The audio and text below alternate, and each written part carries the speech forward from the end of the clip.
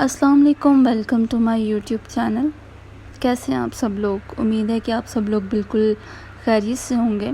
आज मैं दोबारा एक नई स्टोरी के साथ हाज़िर हूँ। बहुत ही इंटरेस्टिंग स्टोरी है, हॉरर स्टोरी है। ये स्टोरी हमें हसन ने भेजी है इंस्टाग्राम पे, जब वो हॉस्टल में रहते थे मरी में। स्टोरी सुनाने से पहले मैं चाहूँगी कि आप सब लोग आयतुल कुर्सी पढ़ लें, क्योंकि जब आप इस तरह की स्टोरी सुनते हैं या इस तरह की बातें करते हैं तो ये चीज़ें बहुत ही इंटरेस्ट के साथ अपनी बातें सुनती हैं और आपके और भी करीब आ जाती हैं। तो एक दफ़ा आयतुल कुर्सी ज़रूर पढ़ लीजिएगा। स्टोरी स्टार्ट करते हैं। हसन साहब कहते हैं कि जब वो छोटे थे, यानी छोटी क्लास में थे, तो मरी के एक हॉस्टल में रहते थे। उनके जो रूममेट थे वो 3 दोस्त और थे। इन्होंने एक दफ़ा प्लान किया कि हम लोग रात के टाइम बंक करके कहीं घूमने जाएंगे या कहीं कुछ खाने पीने जाएंगे। हॉस्टल में काफ़ी सख्ती थी, तो 2 दोस्त तो एंड टाइम पे उन्होंने कहा कि हमने नहीं जाना। खैर, हसन कहते हैं कि वो और उनका एक और दोस्त, हसन के साथ हफीज़ जो है वो चलने के लिए तैयार था। हसन कहता है कि मैंने अपने सिगरेट उठाए और हम लोग निकल पड़े। हम लोग चुपके से निकले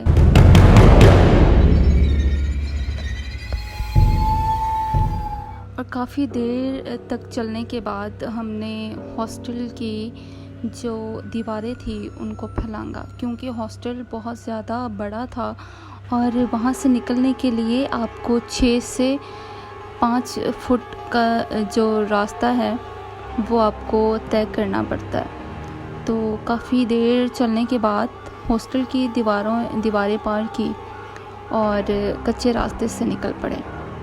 कच्चे रास्ते से जैसे ही हम लोग जा रहे थे, हमें हमारी उन दोस्तों की कॉल आ गई जो हमारे साथ नहीं आए थे। उन्होंने कहा कि जो चौकीदार है उनको पता चल गया है कि आप लोग बंक मार के निकल गए हो और उनको पता है कि आप किस रास्ते से आ रहे हो, तो उन्होंने आगे कंप्लेन कर दिया है, तो आपके पीछे लोग आ रहे हैं। खैर, उन्होंने ये बात सुनी और अपना रास्ता बदल लिया। हसन कहते हैं कि साथ ही एक दूसरा रास्ता था, कच्चा रास्ता था, वो भी हम उस रास्ते को हो लिए। हफीज़ जो के साथ था वो भी उनके साथ साथ दोनों इकट्ठे एक रास्ते पे चलते रहे। उन्होंने थोड़ा आगे जाके देखा कि एक बिल्डिंग है, बहुत ही पुरानी बिल्डिंग है जो कि गुलाई में है। उन्होंने दूर से देखा तो उन्होंने कहा कि क्यों ना हम इस बिल्डिंग में जाकर छुप जाएं, क्योंकि हो सकता है कोई ढूंढता ढूंढता हमें पीछे तक आ जाए, तो हम यहाँ से थोड़ी देर बाद निकल जाएंगे। खैर, हम लोग वहाँ पे छुप के, वहाँ पे वो बिल्डिंग ऐसी थी कि उसकी जो दीवारें थी वो गोल थी, उसका टेरेस जो था वो गोल था। मैं और मेरा दोस्त हफीज़, हम दोनों उधर जाके छुप के, मैं एक पिलर के पीछे जाके खड़ा हो गया, छुप गया। हमारे पास जो लाइटर थे उसके पीछे लाइट थी, हम उसकी मदद से अंदर गए और मैंने अपने पीछे की तरफ ज़मीन पर टॉर्च से लाइट की, तो वहाँ पे सर्कल में कोई निशान सा बना हुआ था। पहले तो मुझे इस बारे में नहीं पता था कि ये क्या चीज़ है, मैंने इतना गौर नहीं किया। उसके अंदर कटे हुए नींबू और कुछ मिर्चें कटी भी पड़ी थी। मैंने उस निशान को अपने पाँव के साथ मिटाना शुरू कर दिया। खैर, इतनी देर में मेरे दोस्तों का दोबारा से फ़ोन आया। उन्होंने कहा कि हम लोग मजाक कर रहे थे तुम लोगों के साथ, ऐसा कुछ नहीं है, हमें कुछ सामान चाहिए, वो आते हुए ले आना, हम लोग बस तुम लोगों को तंग कर रहे थे। खैर, ये बात करने के बाद हमने फ़ोन बंद किया और मैंने अपने दोस्त हफीज़ को कहा कि ये बिल्डिंग बहुत ही दिलचस्प है, क्यों ना हम इसको अंदर जाके पूरा देखें। हफीज़ मेरे साथ तैयार हो गया। हम लोगों ने पहले नीचे के सारे कमरे देखे, फिर हम ऊपर के सारे कमरे देखे और बिल्डिंग इतनी पुरानी थी कि उसके जो दरवाजे थे उसको दीमक लग चुकी थी, और इतने खस्ता हाल दरवाजे थे कि उनको ज़रा सा अगर हम पुश करते तो वो दरवाजे टूट कर गिर जाते। खैर ऊपर एक और मंजिल पे हम गए, वहाँ पे एक दरवाज़ा देखा मैंने जिसके ऊपर कुछ लिखाई हुई थी। उसको मैंने खोलने की कोशिश की और दरवाज़ा एकदम फट गया और मैं एकदम डर गया। मैंने हफीज़ को बोला, मैंने कहा ये क्या हुआ है। हफीज़ चुपचाप खड़ा एक जगह पे नज़र टिकाए देख रहा था। मैंने चिल्ला कर बोला, हफीज़ ये क्या हुआ है, हफीज़ इधर देखो।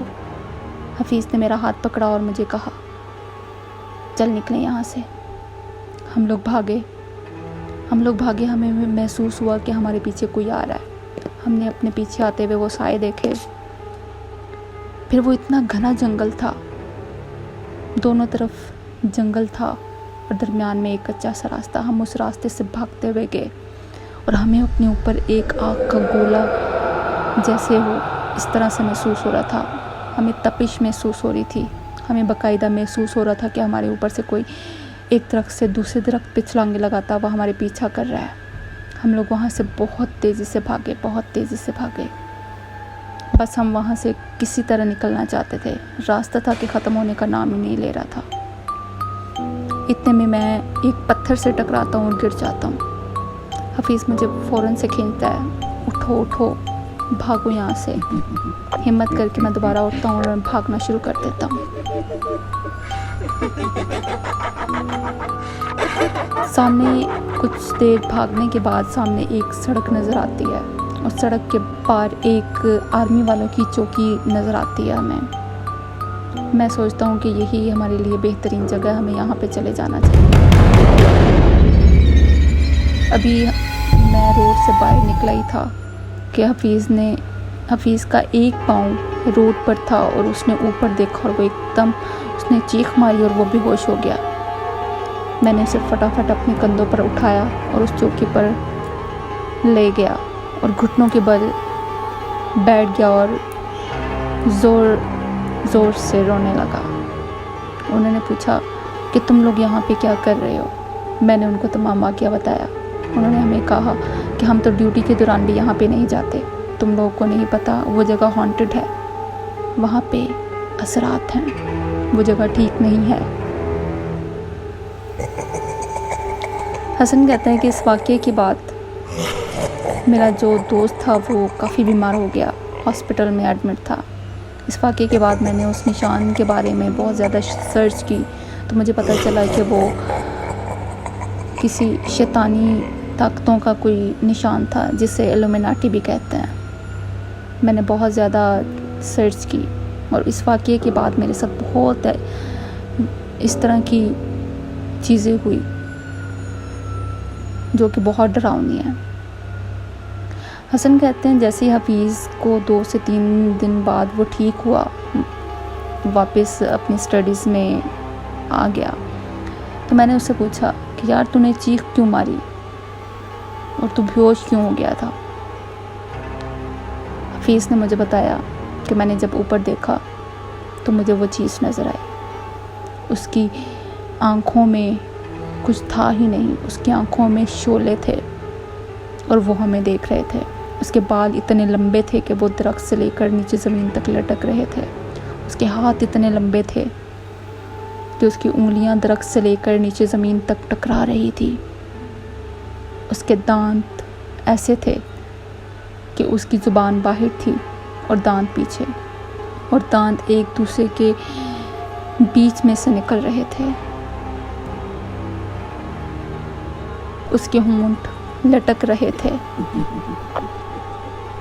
और उसकी टांगें बहुत बड़ी बड़ी थी। उसका मुंह बालों से भरा हुआ था और उसके जो बाल थे ज़मीन तक आ रहे थे और उसने मुंह बिल्कुल हमारे ऊपर झुकाया हुआ था। इसलिए मैंने जैसे ही देखा मैं देखकर खौफ से बेहोश हो गया। और हफीज़ इस वाक़ये के बाद काफ़ी दिन तक बीमार रहा था, हॉस्पिटल में एडमिट रहा था। इस इस वाक़ये के बाद मेरे और हफीज़ के साथ बहुत सी ऐसी चीज़ें हुई, हमारे ऊपर असरात हो गए, और इस वाक़ये के बाद कोई ना कोई चीज़ हमारे साथ होती रहती है। तो गाइस, कैसी लगी आपको आज की स्टोरी? उम्मीद है आपको पसंद आई होगी।